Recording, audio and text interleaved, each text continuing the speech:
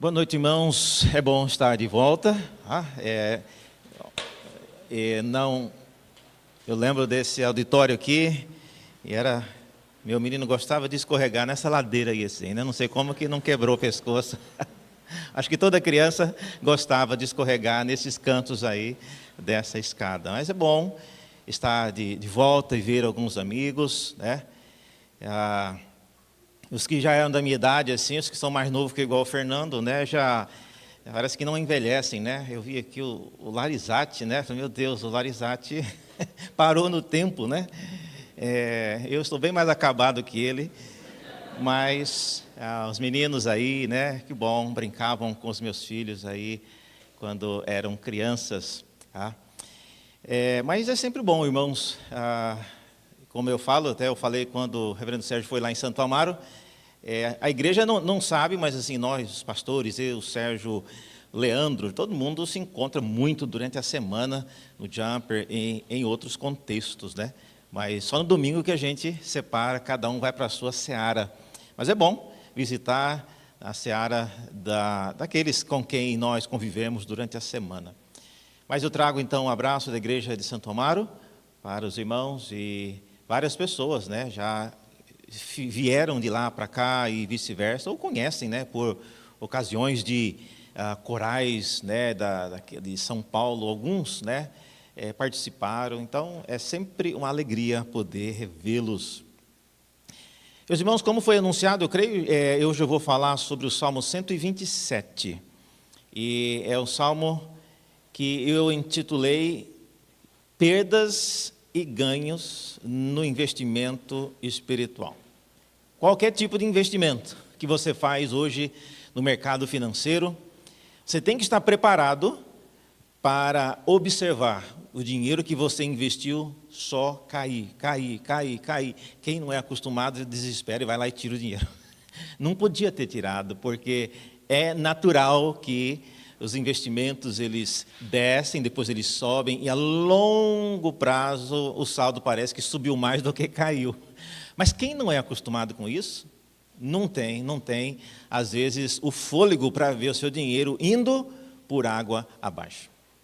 Portanto, esse salmo nos fala de coisas que são inúteis e de coisas que são úteis. E as coisas que são inúteis eu vou chamar de perdas no investimento espiritual que nós fazemos. E as coisas que são úteis são os ganhos. Então vamos ler o texto, Salmo 127. É um salmo que é atribuído a Salomão. E também é um salmo que é descrito como um cântico de romagem, um cântico utilizado para o povo de Israel se dirigir ao templo. Diz assim a palavra do Senhor: se o Senhor não edificar a casa, em vão trabalham os que a edificam. Se o Senhor não guardar a cidade, em vão vigia a sentinela. E inútil vos será levantar de madrugada, repousar tarde, comer o pão que penosamente granjeastes, aos seus amados ele o dá enquanto dormem. Herança do Senhor são os filhos, o fruto do ventre, o seu galardão. Como flechas na mão do guerreiro, assim os filhos da mocidade. Feliz o homem que enche deles a sua aljava. Não será envergonhado quando pleitear com os inimigos à porta. Até aqui a palavra de Deus. Vamos orar mais uma vez. Senhor, abra nossos olhos e ajude-nos a entender a Tua palavra. Não somos, ó Deus, capazes, por natureza, de entendê-la. Precisamos que o Teu Espírito, o mesmo que inspirou esta palavra, possa também nos trazer instrução, admoestação, consolo, confronto, ou seja, aquilo para o que o Senhor já designou esta palavra nesta noite. Oramos assim em nome de Jesus. Amém. Como eu disse, irmãos, perdas e ganhos. Tudo o que a gente faz na vida tem perdas e tem ganhos. Se nós não somos pessoas acostumadas com perdas, desesperamos. Alguns trocam os pés pelas mãos porque não querem, em hipótese alguma, ver perdas. E raramente, às vezes, eles veem os ganhos. E é por isso que tem muita gente, às vezes, desiludida. Mas a nossa vida espiritual, como investimento, é algo que acontece paulatinamente. Não tem como você acelerar um processo que é naturalmente lento. Eu não conheço, e eu duvido que exista, alguém que tenha ido dormir um crente relapso, um crente totalmente sem produtividade espiritual, e no outro dia ele acordou uma pessoa cheia do Espírito Santo. Isso não acontece. Vida cristã requer investimento. Vida cristã frutífera, requer muito trabalho, um trabalho lento, um trabalho penoso, um trabalho que concorre às vezes com o nosso tempo, com a nossa saúde, com a nossa disposição, em alguns casos com o nosso sono, porque parece um demônio do sono, porque quando a gente abre a Bíblia para ler, reverendo, vem um sono incontrolável. Então, isso depõe contra o nosso desejo de investir espiritualmente em nossa vida. Mas, como nós dissemos, você tem que ter uma certa familiaridade, um certo conhecimento sobre investimento. Ninguém coloca-se numa situação sem saber se aquilo que ele está fazendo, pelo menos, irá funcionar. Eu não sei quantos já viajaram recentemente e tiveram que passar pelo aeroporto de Congonhas, e seu voo foi aqueles que saem lá naquela parte de baixo de Congonhas, uma sexta-feira, 6 horas da tarde. A hora que você vai descendo a escada rolante, você vê que lá está assim, está compacto de gente. Supostamente tem filas ali. Mas não tem como você saber que fila é do portão A, B, C ou D. Porque tem tanta gente parada, tem tanta gente tentando passar entre as que estão paradas. E o que você tem que fazer é, eu vou ter que ficar numa fila aqui, que supostamente está aqui. Então, o mínimo que eu tenho que fazer é saber se eu estou na fila certa. Porque eu não quero perder o meu tempo aqui, para depois saber, não, essa fila era para o banheiro, me desculpe, não era para o portão que você estava esperando. Então, como saber? Como saber que, dentre as muitas coisas que você tem feito para o investimento espiritual seu, ou dos seus familiares, ou dos seus filhos, não tem sido em vão? É essa pergunta que eu gostaria de responder hoje. Como saber se o investimento, e olha que tem gente que investe tudo. Hoje mesmo eu estava, tinha umas mulheres da nossa igreja, e acho que tinha daqui também, que estava no Congresso do Fiel Mulheres, e uma mulher mandou uma foto para mim: pastor, você acha que eu compro essa Bíblia, esse livro? Eu falei: gente, calma, tá sobrando dinheiro assim, saindo dinheiro pela culatra, mas olha, se tiver tudo bem, mas se não estiver... Aí eu falei: olha, esse você não compra, esse você compra, esse aqui é a mesma coisa dessa edição. Então, por quê? As pessoas querem investir de alguma maneira na vida da família, na vida do cônjuge, na vida dos filhos. Olha, se eu pudesse comprar alguma coisa que me garantisse que os meus filhos seriam tementes a Deus, eles são, mas se seriam tementes a Deus, eu compraria. Porque não tem nada mais valioso do que você ver seus filhos, seus familiares continuando, andando, conhecendo e amando o Deus revelado nas Escrituras. Mas como saber se o investimento irá realmente dar certo? É isso que eu queria responder para os irmãos nesta noite. Primeira coisa, então, que você tem que verificar, essa é uma perda que você não deve investir nela. O texto diz no versículo 1 que é inútil edificar somente com mão de obra humana. Reverendo, eu não vi isso no texto. Não, mas é porque, com outras palavras, diz que em vão, se o Senhor não edificar a casa, em vão. Sublinha essa palavra em vão. Ela é a mesma palavra que aparece em Eclesiastes, quando Salomão diz que as coisas são vaidade. É o mesmo termo aqui, porque o Salmo é também de Salomão. Ele usa o mesmo termo, só que as versões mudam, e aqui é traduzido como em vão. Mas poderia ser também, é vaidade, é pura vaidade, edificar aquilo que Deus não está cooperando. E a grande lição que eu tiro dessa afirmação, desse versículo 1, se o Senhor não edificar a casa, em vão trabalham os que a edificam, é que, veja só, o verbo para edificar parece nos indicar que a casa já está sendo edificada. Então, a ideia do Salmo e a primeira coisa inútil que Salomão apresenta, não é que se o Senhor não estiver envolvido na obra, vocês não vão nem conseguir fazer a obra. Não, ele está dizendo que Deus pode não estar participando naquilo que eu estou fazendo, mas mesmo assim você consegue fazer. Agora, não se esqueça, é um trabalho inútil. É essa a grande sacada de Salomão. Ele sabe que é possível, pelo esforço humano, é possível pelo meu trabalho, é possível pelo meu empenho, construir várias coisas.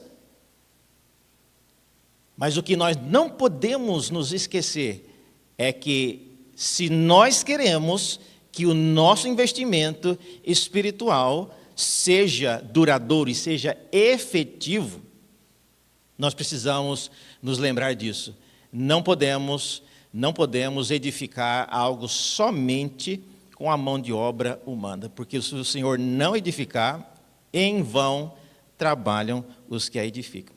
E olha, já que o texto fala de se o Senhor não estiver, construindo, isso vindo da boca de Salomão, é algo interessante, porque Salomão teve o privilégio de construir o templo de Salomão. O templo de Salomão, era o templo do Senhor. O pai dele, Davi, quis construir, mas Deus não deixou, por diversas razões que não vem ao caso agora, mas Salomão teve o privilégio.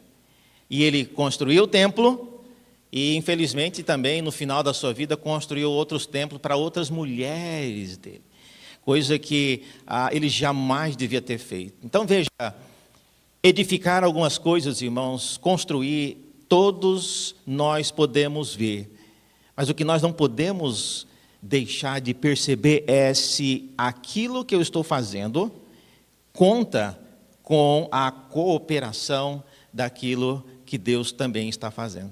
Olha, não é fácil saber se Deus está construindo conosco. Especialmente quando eu crio um certo padrão de vida, um padrão de conduta, um padrão de disciplina na minha casa, na minha vida pessoal. Eu começo a investir porque eu tenho os meus recursos para bancar a minha família, eu tenho tempo para investir nos meus filhos, eu tenho ainda a aceitação, os meus filhos me ouvem quando eu falo, então tudo isso pode parecer que está dando tudo certo. Vocês conhecem, já fui pastor aqui, reverendo Mauro Meister, acho que foi até nessa época que ele estava aqui. A Nina era pequena ainda, e ele começou a escrever um livro sobre criação de filho, porque estava dando tão certo. Vocês lembram da história? Você lembra como termina essa história? Aí depois, nasceu o segundo filho. Ele descobriu que não era ele que era um bom pai, era o filho que era um bom menino. Não era a Nina, era o Avner, perdão. E ele diz, olha, quando a filha nasceu, eu vi que na verdade era tudo bênção de Deus, era o filho que era bom, não eram as minhas estratégias que eram boas. Então ele jogou o livro fora, até hoje não continuou o livro. Eu falei, continue, rapaz. Pode ajudar muitas pessoas. Mas é assim, irmãos, às vezes nós nos empolgamos com aquilo que somos capazes de fazer, mas precisamos estar conscientes de que se o Senhor não edificar junto conosco, olha, é um trabalho em vão. Esse é a primeira perda no investimento espiritual. E a lição que eu queria então tirar disso aqui para nós hoje é a seguinte: não gaste o seu tempo, seus recursos ou a saúde edificando para Deus algo que Ele nunca pediu ou nunca se dispôs a te ajudar. Você edificará em vão, e a sua decisão de edificar a si mesmo pode representar pura vaidade, ou, como ele diz no texto, é em vão. Não é fácil, irmãos, você saber, e Salomão foi alguém que inicialmente sabia, mas depois ele perdeu a noção disso. Mas nesse salmo, ele nos desafia a pensar nisso. Se o Senhor não edificar a casa, em vão trabalham. Eu estou vendo que eles estão trabalhando, Salomão diz. mas eles estão trabalhando em vão. Então, esse é o primeiro cuidado que a gente tem que ter. Sondar se os nossos esforços, eles contam com a cooperação do Senhor. Reverendo, como que eu sei disso? Primeira dica que eu dou é que aquilo que você faz e os esforços que você faz não podem ser somente válidos na sua casa, no seu lar. Tem pessoas que às vezes criam leis e regras, aqui em casa é assim, meu filho é criado assim. Mas na casa, você não mora na casa da fulana, você mora aqui em casa. Quantos já não ouviram isso dos pais? Eu já ouvi várias vezes. O tio vai deixar... Você mora com seu tio? Você mora aqui em casa. Aqui em casa a lei é essa.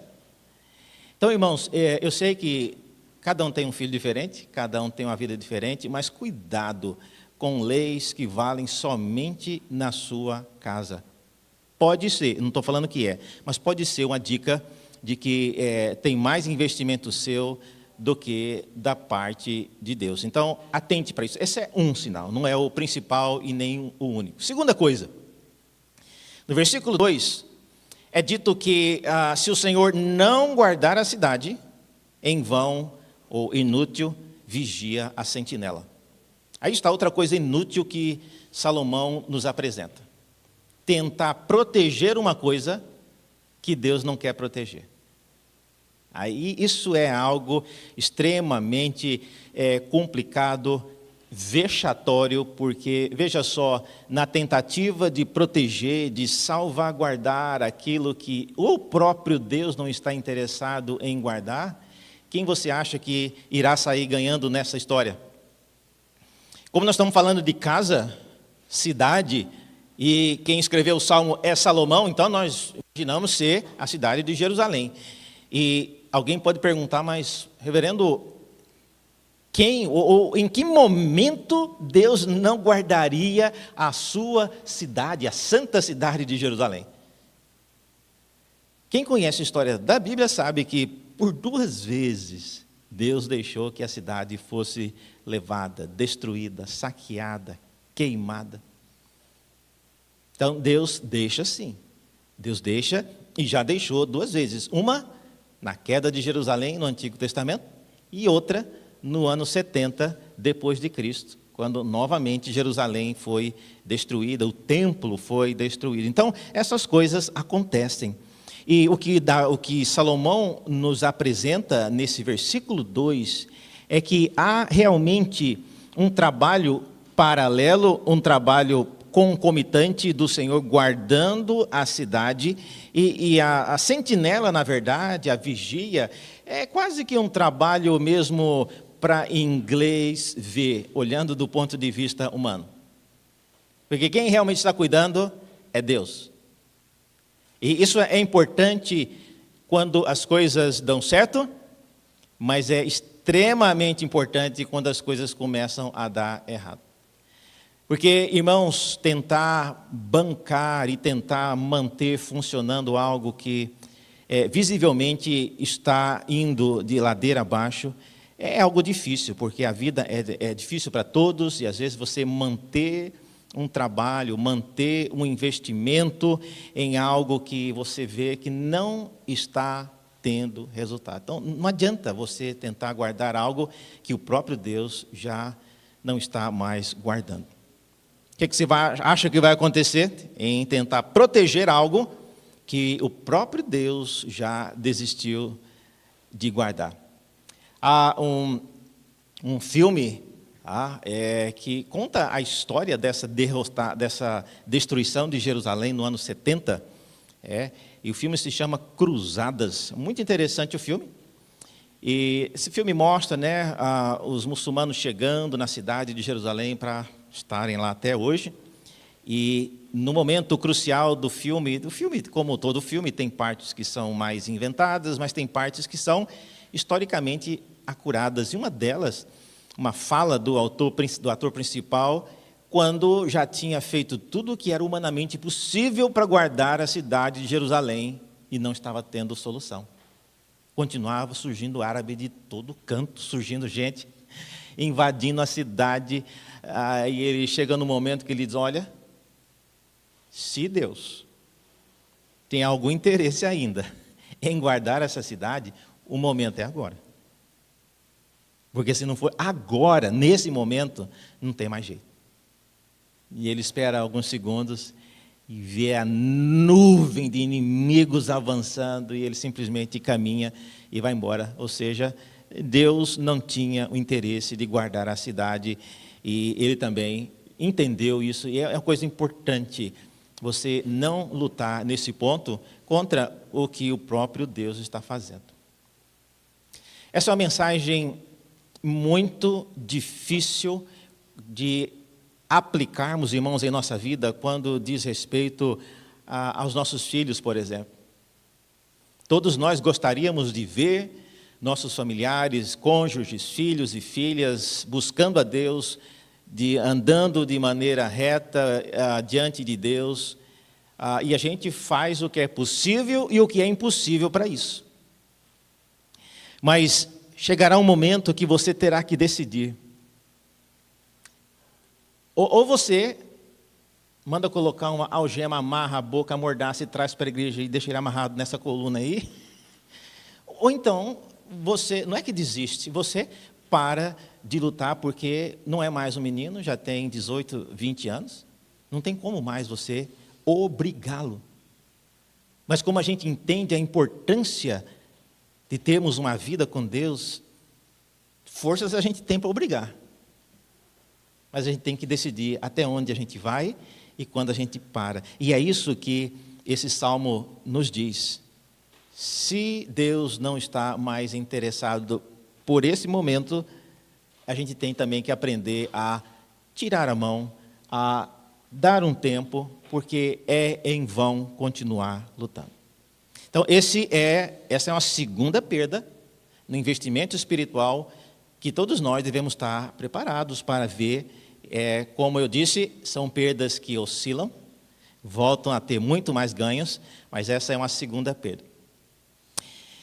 Terceiro lugar, no versículo 2 ainda, é uma terceira perda. Reverendo, não tem algum ganho? Isso já é a terceira perda, não tem nenhum ganho. Não tem, irmãos, calma lá.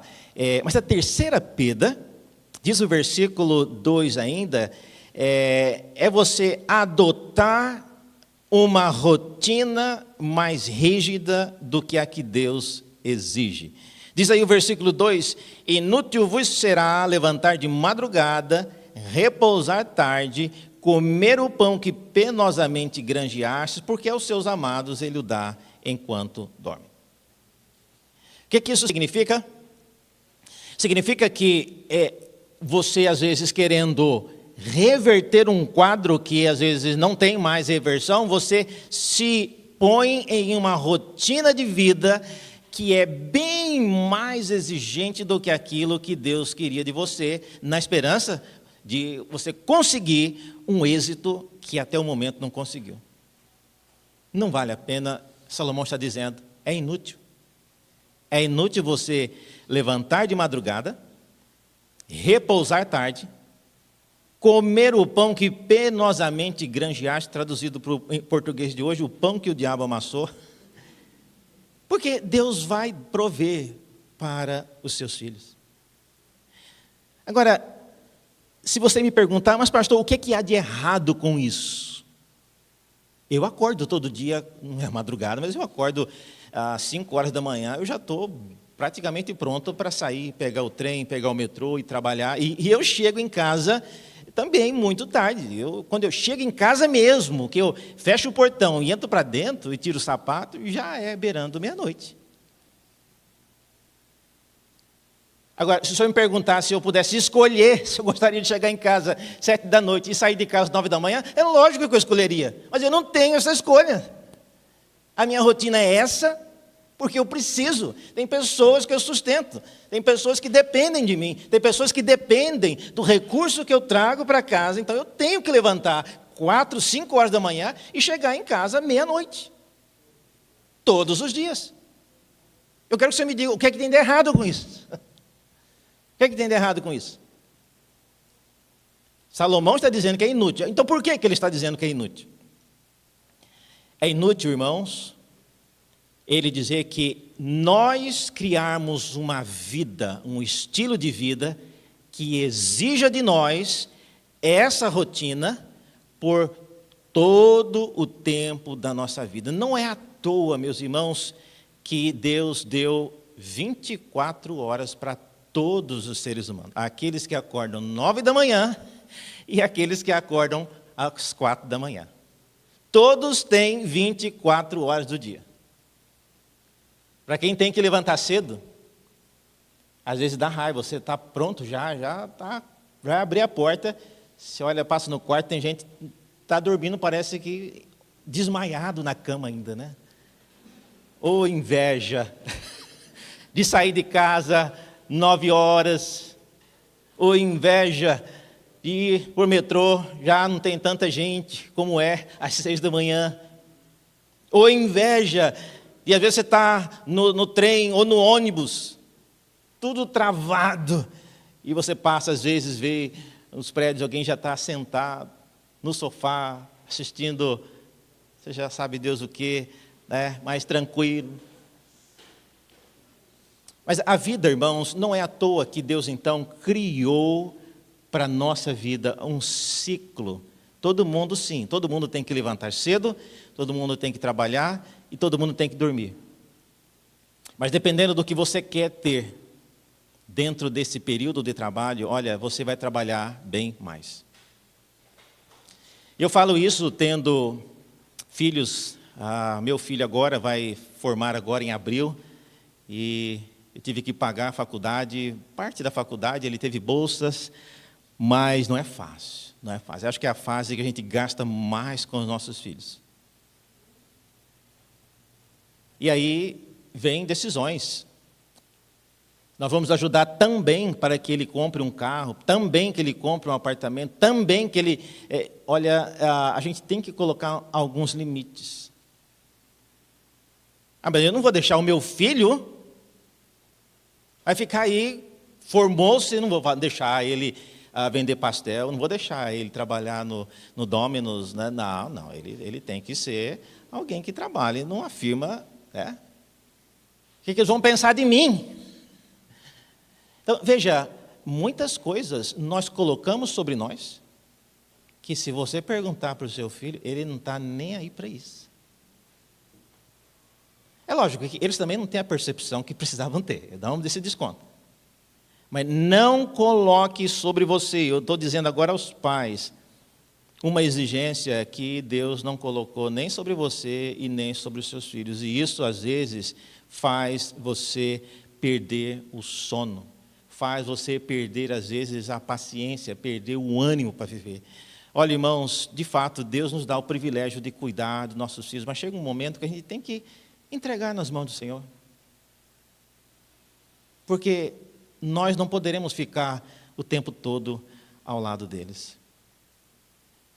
Eu estava, como vocês viram, eu fico muito em aeroporto, mas eu estava esses dias no aeroporto de Guarulhos, embarcando para um voo internacional, e tinha uma moça sentada assim, toda embolada assim, numa cadeira que eu não consigo sentar confortável. Ela sentou e dobrou tudo, ficou parecendo um caramujo ali na cadeira. Fone de ouvido. E aí, deu uma hora, eu percebi aquele alarme do iPhone, né? Aquele alarme conhecido. Tan, tan, tan. E eu olhei do lado a moça, o alarme dela tocando. Tocou. E esses alarmes não param, né? Quando você não for lá desligar, ele não para. Bom, eu imaginei, sendo pai de filho adolescente, pensei, essa menina deve ter colocado esse alarme, porque o voo dela deve ser mais ou menos, né? E ela estava ali dormindo como uma pedra. E eu cheguei devagarzinho, toquei nela assim, para ver se eu acordava a moça, caso fosse um voo. Toquei mais devagarzinho, assim, a moça estava assim, parecia que estava morta até. Mas ela estava respirando. Falei, gente... Chegou um ponto que eu estava balançando a moça assim para ver se ela acordava. Moça, quando ela acordou, ela estava meio assustada assim. Quem é essa pessoa me balançando aqui? E eu tentei, assim, no meio do susto dela, o seu celular está despertado. Ah, meu Deus! Aí ela saiu correndo, assim, deixou metade. Moça, volta aqui, ó, suas bagagens aqui. Ela voltou, pegou e juntou as coisas e foi pegar o voo dela. Eu fiquei pensando, quantas vezes a mãe dessa moça, o pai, já não falou para ela, minha filha, cuida para você não perder o voo. Coloque o alarme. Ela colocou, só que ela não acordou. Mas é Deus quem cuida, irmãos. Deus vai providenciar alguém, um pai que tenha as mesmas dificuldades e vai lá sacudir essa moça até ela acordar e colocar ela no voo. E Deus faz isso com os nossos filhos. Deus faz isso com os seus filhos, quer você saiba ou não. Deus às vezes livra-os de grandes tragédias por meio de pessoas que você nem sabe, nem conheceu. E Deus faz isso. Portanto, quando Salomão diz que é inútil você adotar uma rotina para querer conseguir enfiar dentro do período de granjear o pão para toda uma geração que veio antes, depois e 3 depois de você, olha, isso é inútil. Lembre-se da oração de Jesus, o pão nosso de cada dia. Jesus não pediu, olha, a dispensa de 2024, podia já dar hoje, que eu vou guardar. Não, é o pão nosso de cada dia. Dai-nos hoje. E amanhã, dá de novo. Isso criará em nós uma dependência e uma confiança do Senhor. Portanto, é por isso que ele diz que é inútil você criar uma rotina de acordar madrugada, dormir tarde. E veja, não estou dizendo, não estou criticando que você que faz isso hoje, às vezes você realmente não tem opção. Mas repense qual é o tipo de pão que você está granjeando. Às vezes nós estamos querendo granjear muito mais coisas que nós precisamos e isso acaba impondo sobre nós um fardo extremamente grande. Em quarto lugar, e agora um ganho. Veja aí algo que é útil. O texto vai falar a partir dos versículos 3 e 5. Olha só na sua Bíblia, ele começa a dizer, herança do Senhor são os filhos, o fruto do ventre, o seu galardão. Como flechas. Se você tiver uma caneta e estiver sublinhando aí, sublinha essa expressão, como flechas na mão do guerreiro. Essa é a parte mais importante da comparação que ele está fazendo. O que é a ideia que ele está querendo comparar aqui? Salomão está contando uma ilustração, ele está fazendo uma comparação. Então você tem que entender qual é a comparação. Veja, ele está dizendo que os filhos são heranças, são como um galardão, um grande prêmio, assim como as flechas na mão do guerreiro. O que você não vê nesse texto é o arco. Você não vê nesse texto esse que tem essas flechas atirando para nenhum lugar. Então a cena aqui não é de alguém usando os filhos como se fosse uma arma para atirá-los, retesar o arco bem forte e atirá-los rumo a uma direção que a gente espera ser proveitosa para ele. Não é isso, não estou falando que seja errado fazer isso, mas não é isso que o texto está falando. Não tem arco aqui. A ideia é de uma flecha na mão do guerreiro. Depois você pode pesquisar isso, pesquise aí no Google, no ChatGPT, flechas nas mãos dos imperadores assírios. Era muito comum que os imperadores assírios, quando voltavam da guerra, alguns dos soldados tinham a grande proeza de conseguir apanhar uma flecha que estava sendo atirada diante dele, ele conseguia pegar a flecha no ar. Olha, treinar para uma habilidade dessa, ele deve ter levado várias flechas no meio da cara, no meio do peito. Mas quem conseguia a proeza de pegar no ar uma flecha, era o que o texto chama, isso é um galardão. É lógico que os imperadores nunca pegaram nenhuma flecha, mas eles agiam como se tivesse. Então você verá nas lápides dos palácios de Ashurbanipal, em Nínive. Tem até hoje no Museu Britânico, ele entrando com 2 flechas na mão levantada. Título e lembrança de vitória majestosa, de vitória miraculosa. Então, é essa a ideia que o texto está querendo dizer. São como flechas na mão do guerreiro, não é no arco, não é atirando em ninguém, não é atirando em inimigo, mas na mão do guerreiro. É por isso que elas são descritas como galardão, porque é uma grande proeza, é quase que um milagre você conseguir fazer que o investimento que você coloca na sua família e nos seus filhos tenha o efeito que você espera. Irmãos, não é sempre, e eu já falei isso em várias ocasiões aqui em outros lugares, mas existem muitos homens e mulheres de Deus que não tiveram a alegria de ver os seus filhos continuando na igreja. Isso não tem nada a ver com os pais. Às vezes, as pessoas usam erradamente o famoso provérbio, ensina a criança no caminho em que ela deve andar, porque quando for velha não se desviará dele, para acusar pais que os filhos, depois de grande, abandonaram a igreja. E aí a acusação é, você criou na igreja, mas não criou no evangelho. Como é que você sabe disso? O sucesso do investimento espiritual na nossa família, filhos, cônjuges, depende, irmãos, da graça de Deus. É um galardão você poder olhar para um filho sentado aqui na frente e ele ouvindo a palavra por vontade própria. Ele não precisou ser arrastado, amordaçado e trazido para a igreja, né? E amarrado na coluna. Não, ele veio de vontade própria. Isso é uma bênção. E se ele dormir na igreja, ótimo. É melhor que dormir na igreja do que dormir em casa. Mas ele quis vir para a igreja. Ele quis andar nos caminhos do Senhor. Isso, Salomão diz, é um galardão. E é um galardão em alguns aspectos. Primeiro, ele diz que é como flechas, mas também ele diz aí, veja só, no versículo 5, ele diz que esse homem que enche a sua aljava desses filhos. E aí a imagem, né, que a gente já usa uma aljava, né, que é a sacolinha lá atrás que colocam as flechas. Bom, se tem muita flecha, significa que ele, se sair para o campo de batalha, pode vir o inimigo que vier, eu tenho abundância de flechas aqui.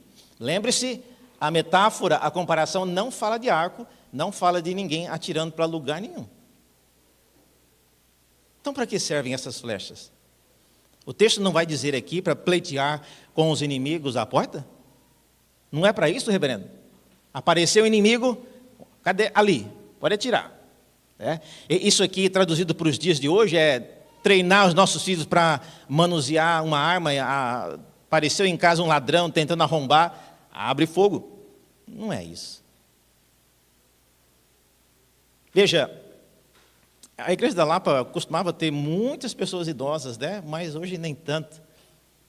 Mas em 1969, a Bíblia, essa que vocês usam aqui, a revista atualizada, ela começou a circular no Brasil mais predominantemente. Antes de 69, era a revista Corrigida, que era a mais popular. A revista Corrigida, aqui, nesse versículo 5, é interessante o modo como ela traduz esse versículo. Olha só como ela traduz. Bem-aventurado o homem que enche deles a sua aljava. Presta atenção. Não serão confundidos quando falarem com os inimigos à porta. Tem várias coisas diferentes. Primeiro, o verbo está no plural. Então, quem vai ser envergonhado ou confundido não é o pai, mas são os filhos. A luta que o Salmo 127 está nos mostrando, então, não é de pai tentando receber ou espantar bandido tentando invadir a casa. Não, a ideia não é essa. A ideia é de pais que treinaram seus filhos com uma vida cristã, investiram espiritualmente nos filhos, de modo que hoje eles são capazes de defender. A palavra pleitear, está vendo? Na sua própria versão, na revista atualizada, pleitear, eu não sei porquê, mas na cabeça, se a gente perguntar na igreja, todo mundo fala pleitear é sair nos tapas com o ladrão, com o inimigo. Então, a ideia é de uma briga, mas pleitear, inclusive no hebraico, tem a ver com falar. E é por isso que na revista corrigida ainda utilizava o termo defender. Então, pleitear tem a ver com pleito, com discussão, tem a ver com defender a fé. Criar, irmãos, filhos que consigam sobreviver à pressão da cultura vigente. São filhos que precisam ser capazes de responder por eles mesmos contra a pressão, contra o assédio, contra a dominação dos valores de nossos dias. São eles que precisam saber responder. Não somos nós que precisamos estar do lado deles para dar o livro certo, na hora certa, falar, agora, meu filho, você tem que responder assim. Agora, diante dessa pergunta, responda assado. Não. Eu e você precisamos criar filhos, cônjuges, familiares, investir espiritualmente nele, de modo que eles possam fazer isso por conta própria. Que alegria, irmãos, é você ver seus filhos pleiteando com os inimigos, pleiteando, defendendo os valores cristãos diante de uma sociedade caída. Essa expressão aí, pleitear à porta, está vendo? Não é no portão eletrônico quando abre para receber, não. A porta no mundo antigo tem a ver com o local, a entrada da cidade, é o local onde os grandes pleitos, as grandes decisões judiciais aconteciam.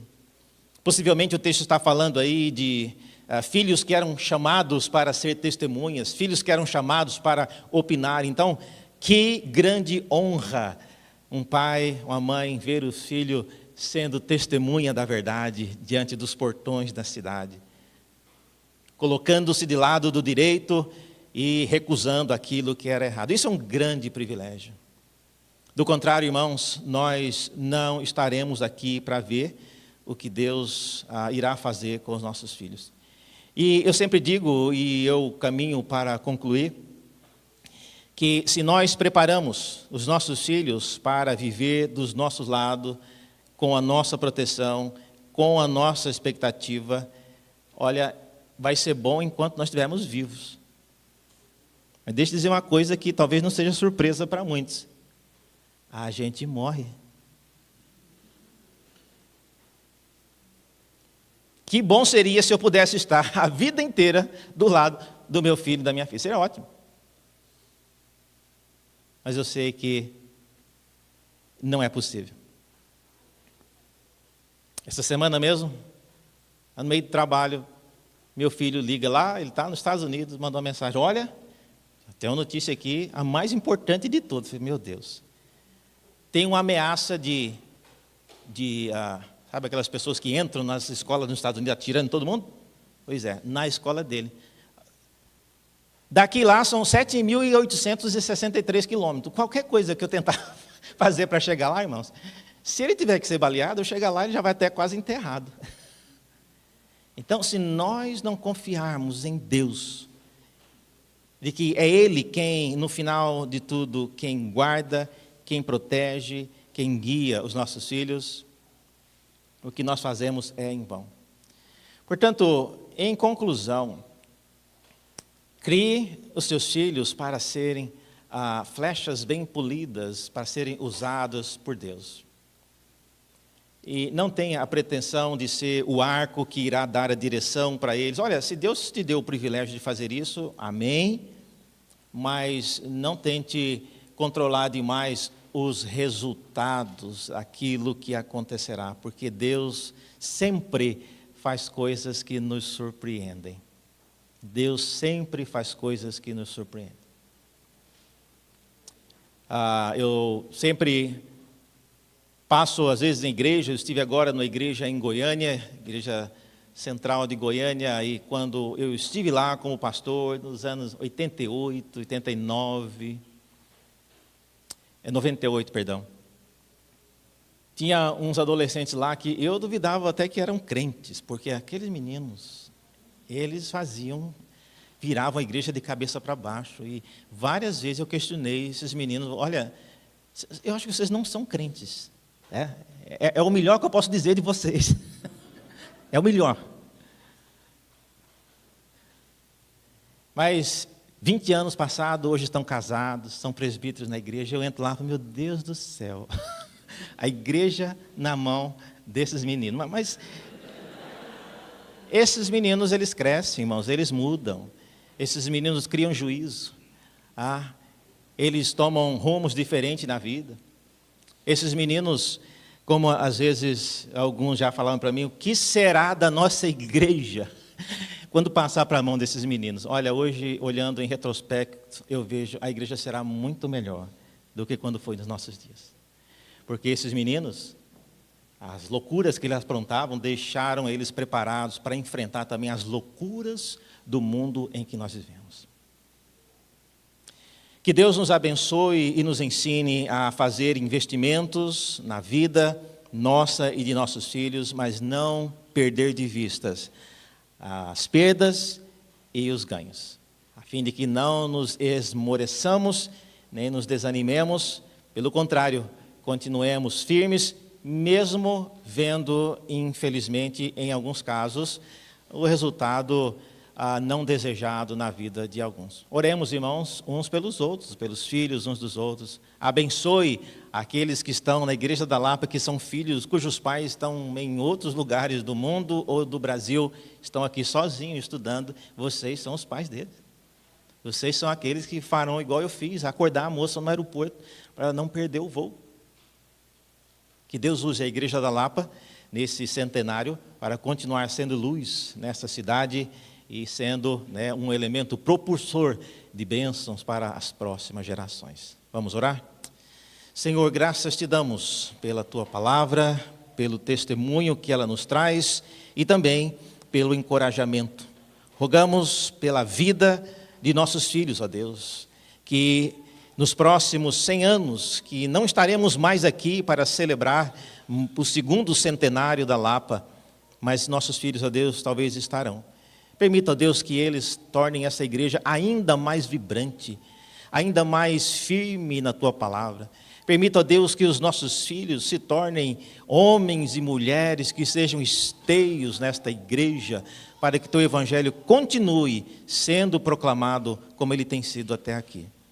E guarde-nos, ó Deus, de preocuparmos-nos excessivamente. Ajuda-nos, ó Deus, a dar um espaço para ti, para que o Senhor possa nos ensinar a confiar em ti em todas as situações. Oramos e pedimos isso em nome de Jesus. Amém. Muito obrigado por nos acompanhar até o final desse vídeo. Para receber mais reflexões e ficar por dentro dos próximos conteúdos, te convidamos a seguir as nossas redes sociais que estão na descrição. Alguns vídeos aparecerão na tela, caso queira continuar nos assistindo. Abraço e até a próxima!